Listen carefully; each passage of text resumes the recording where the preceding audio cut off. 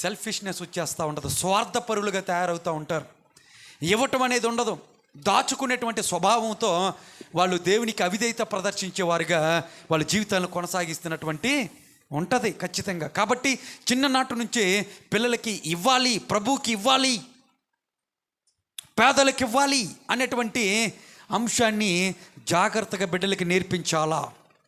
బహుశా అలాంటిదే ఆ తల్లిదండ్రులు చెప్పారేమో.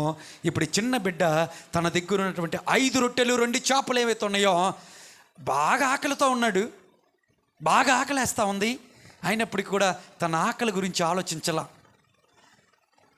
తను కడుపు మంట గురించి ఆలోచించలా, వెంటనే అడగంగానే ఇచ్చేశాడు.